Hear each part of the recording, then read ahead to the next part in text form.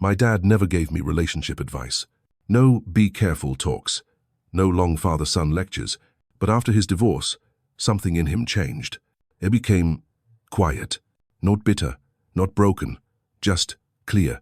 And over the years, just by watching him how he spoke, who he avoided, what made him sigh, I learned something school never taught me. There are signs, warnings, things a man should never ignore in a woman. And my father, without even knowing it, taught me 14 of them. If she laughs at your dreams, leave. I remember the exact look on my father's face. He was in the garage, sanding down a piece of maple wood he'd salvaged from a broken chair. The sun was coming through the side window, soft and golden. He looked peaceful, alive even. That evening, over dinner, he told the woman he was dating that he was thinking of starting a small woodworking business. Nothing big, just a local thing. Furniture repair. Maybe a custom piece or two. His eyes lit up when he said it. She smirked, rolled her eyes. Cute, she said. But you're not really the craftsman type. He didn't respond. He just smiled politely and never brought it up again. The tools stayed in the garage. The maple wood dried out. The idea withered. What hurt wasn't the rejection of the dream. It was the way he folded after it. The way a man, who had held so much strength in silence, allowed one dismissive comment to become the end of something that gave him joy. He never talked about it again. That's how I learned. If she mocks what gives you light, she doesn't deserve to be near it. A dream can survive failure, but it rarely survives ridicule. If she interrupts more than she listens, watch out. My father was never the loudest man in the room. He wasn't flashy. He didn't dominate conversations. But when he spoke, you listened, because he chose his words with care. I watched him once at dinner with a woman he'd been seeing for a few months. He tried to tell her about an old jazz record he'd found, a rare vinyl from a band he used to love. 3 words in, she cut in. Then again. Then again. By the 5th interruption, he stopped trying. He smiled that tired kind of smile that says, I get it. You're not really here for me. She laughed. Took another sip of wine. Changed the subject to something she wanted to talk about. They didn't last long after that. But I noticed something. After that dinner, he stopped playing jazz around the house, almost like he'd packed that part of himself away somewhere private, somewhere safe from being dismissed again. That night taught me more than any lecture ever could, because some women don't yell. They just quietly erase you one interruption at a time. And a man who's constantly talked over doesn't get louder. He goes silent, and eventually, he leaves. If her compliments feel conditional, they are. She really likes you in that shirt, I said once, half joking, when my dad walked past me wearing a fitted button, down he rarely wore. He smiled, but it didn't reach his eyes. She only compliments me when it's something she picked, he said. At first, I didn't understand, but then I saw it. You look nice when you wear something like that. I love when you shave like I asked. You're handsome when you do things my way. Rio, it wasn't praise. It was control wrapped in sugar. Every time she complimented him, it came with a direction, an agenda, a signal that what she liked was him, edited. And I watched the editing happen in real time. He stopped wearing the boots he loved, stopped keeping his scruffy weekend beard, stopped dressing like himself. Little by little, he turned into a version that pleased her until he barely resembled the man I grew up watching. And when the relationship ended, he didn't seem heartbroken. He just seemed relieved. Because there's nothing lonelier than being celebrated conditionally, especially when the real you is sitting just beneath the version she's trying to build. Compliments that come with strings aren't compliments. They're quiet contracts. And my father taught me, even without saying it, never sign away who you are, just to be told you're worthy. If she uses your past against you, it's over. There was one night when my father finally opened up. He didn't talk about the divorce often. It wasn't a secret, he just didn't revisit it unless he trusted the space. But that night, over a quiet dinner, he shared something with the woman he was seeing.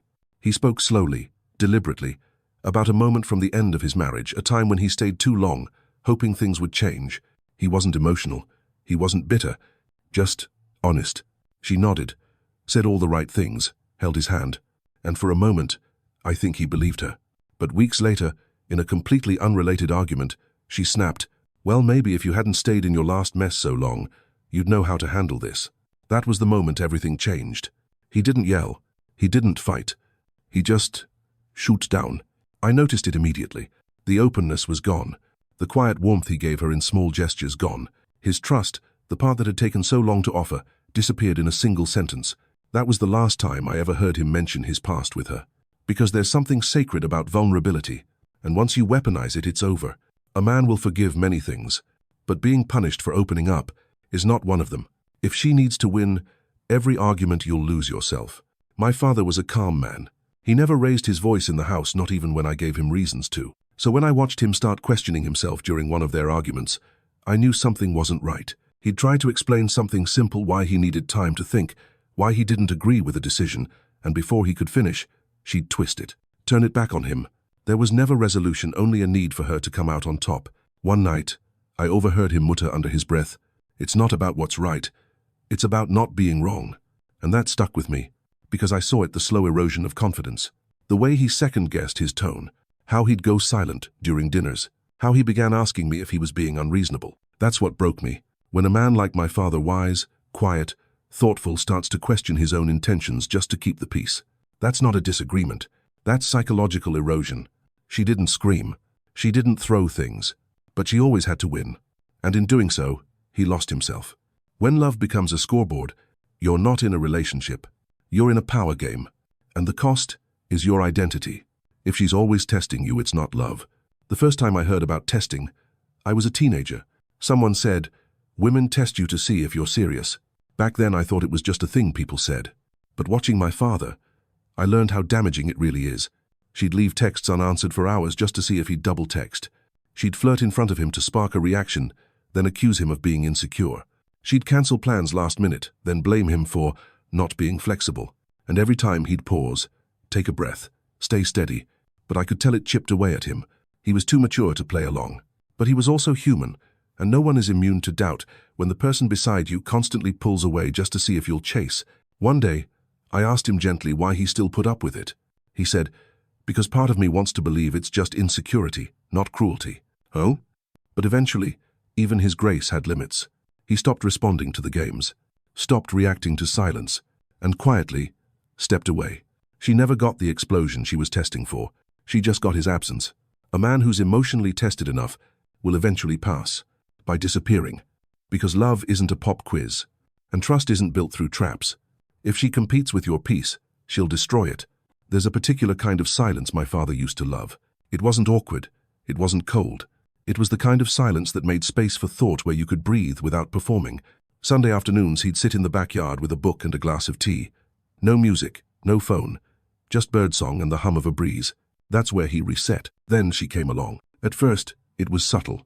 She'd tease him for being too quiet, say things like, "You're so serious, lighten up," or complain, "We never do anything fun." So he tried. He suggested small trips, brought conversation topics, pushed himself to be more engaged. But the more he gave, the more it cost him. His alone time vanished. His weekends were filled with noise. He looked more tired, not because he was doing too much, but because he was constantly forced to be on. It wasn't that she was loud. It was that she couldn't stand stillness and began treating his peace like competition. The relationship didn't end with a fight. It ended with fatigue. Because a man will give many things, but when you demand the part of him that keeps him sane, he eventually shuts the door. Peace doesn't ask for attention. It asks for permission to exist. If she can't sit quietly beside you, she'll never stand beside the man you really are. If she disrespects waiters, parents, or pets, she's showing you her mask slip. My dad had a saying, "How someone treats the powerless is how they'd treat you if you couldn't leave." I never really got it, until I saw it. She was charming around friends, kind at events, smiled for photos. But at a quiet restaurant one night, I saw the switch. The waiter was new, nervous, got the order wrong. She snapped, sharp, impatient. "No please, no thank you." Just correction coated in condescension. I remember my dad's eyes. He didn't say much, just observed. Calm, alert. Later, I saw it again. She criticized his elderly neighbor for walking too slow, snapped at a stray dog that got too close to her shoes, rolled her eyes when his sister, who was deaf in one ear, asked her to repeat herself. Every time, the charm faded, and the truth slipped through. Eventually, my father said quietly, "Kindness isn't just for the audience." That stayed with me, because some people are only polite when it benefits them, but how they treat those who can't reward them, that's the clearest reflection of who they are. Disrespect isn't always loud. Sometimes, it's woven into how she looks at the world. And if she can't offer gentleness where it's needed most, don't wait until she turns it on you. If she needs chaos to feel alive, walk away while you still can. Some people confuse intensity with intimacy. My father dated someone like that once. Every day was a new high or a new fire to put out.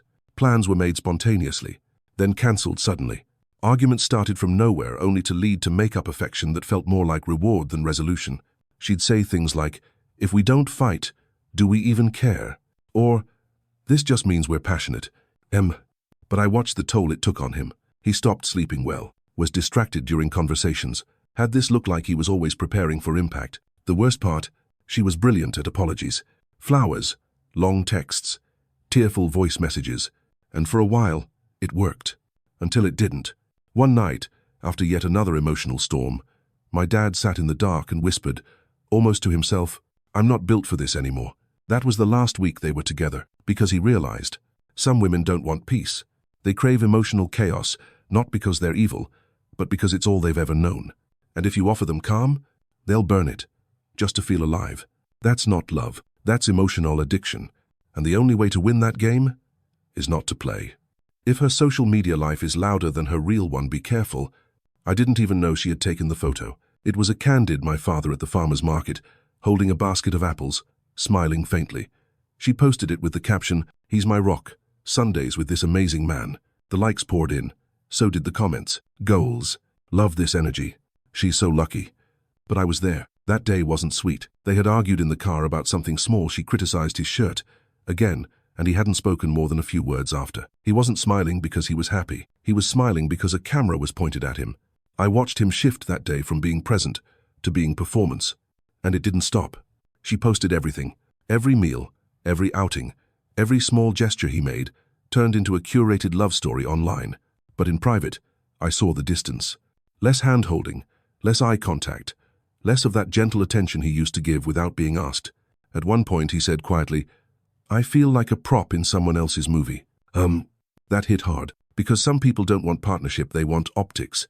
If her need for public praise is louder than her private presence, then you're not her partner, you're her brand. And my father taught me, the loudest love online often hides the quietest pain off screen. If she guilt-trips you into staying, it's not love, it's control.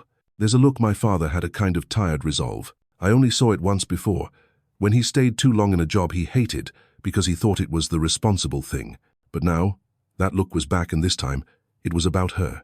Every time he tried to bring up his discomfort, she cried. Every boundary he tried to set was met with stories about her past abandonment. Every time he needed space, she'd say, "You're just like the rest." And so, he stayed. Not because he was happy, not because he was hopeful, but because he felt responsible for her pain. That's when I learned the difference between love and emotional debt. Because real love respects your need for breath. It doesn't guilt you into silence. Eventually, I asked him gently, "Why don't you just leave?" He looked away and said, "Because I don't want to be the reason she breaks." And that broke me, because a good man will carry what's not his until it crushes him. She left first, in the end. Said he wasn't trying hard enough.